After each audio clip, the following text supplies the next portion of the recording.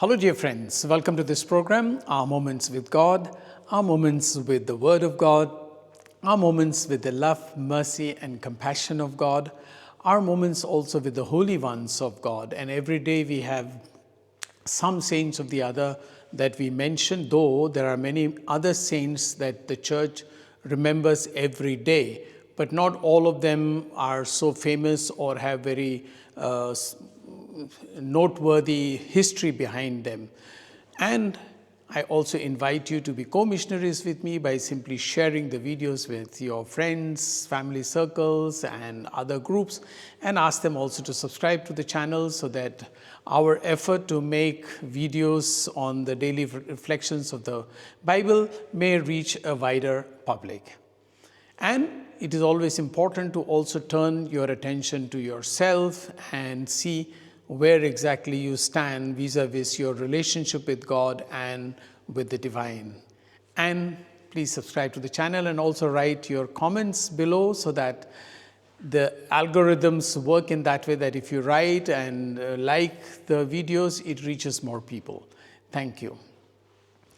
Just yesterday, we celebrated the feast of Saint Catherine of Alexandria, who also lived in year 307 or so, or died in 307. And today, the church celebrates the feast of Saint Peter of Alexandria, who also lived around the same time, 307. He was, of course, a bishop and worked against the heresies in the church, particularly the heresies proclaimed by Arius. Arius was the one who started a heresy saying that Jesus was only a human being and he was not God. So he had to fight against that and brought the truth and the tradition of the Apostles' Creed, and he continued to say what actually the Catholic truth is.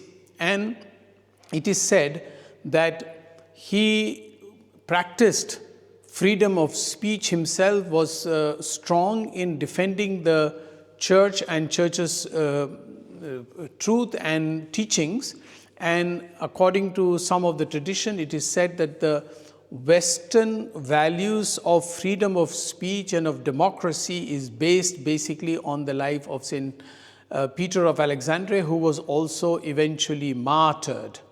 So that is about Saint Peter of Alexandria. And in the first reading today, we find how the son of King Nebuchadnezzar, who was King Belshazzar, gave a banquet in a hall. I'm imagining that that banquet hall must have been like this, all must have been more decorated, but it must have been a banquet hall like this with not such simple chandeliers, maybe even more grand chandeliers. But the interesting thing is that he ordered the golden and silver vessels that were taken away from the temple, and he wanted his people, his governors and his queens and all, to eat and drink from those golden and silver wares which were taken from the temple. They were holy objects and holy vessels, and he used it for profane work. And then as they were sitting and having their meals, there appeared a hand and which started writing on the wall something which they could not understand.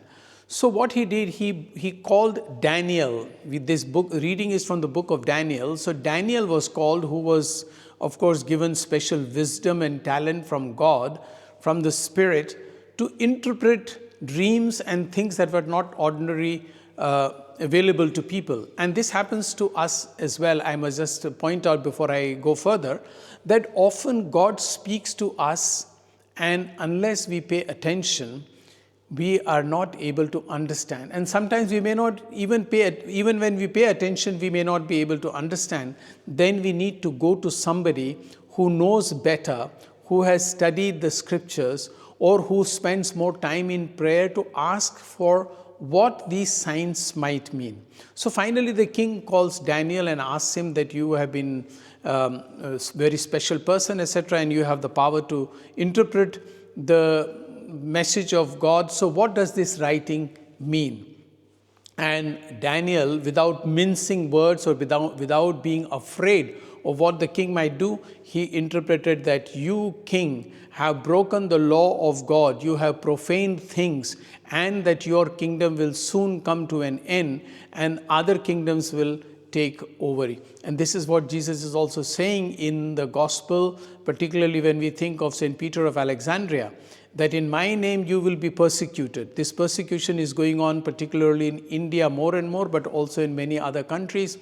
The governments are passing anti-conversion laws to stop the freedom of conscience and to freedom of speech. They are trying to impose their own way of looking at things and their own wrong interpretation of governance. And we need to also pray, and let us rise like Daniel to stand up and speak against the powers that be. And my dear friends, if you like, you may please subscribe to this channel. Thank you.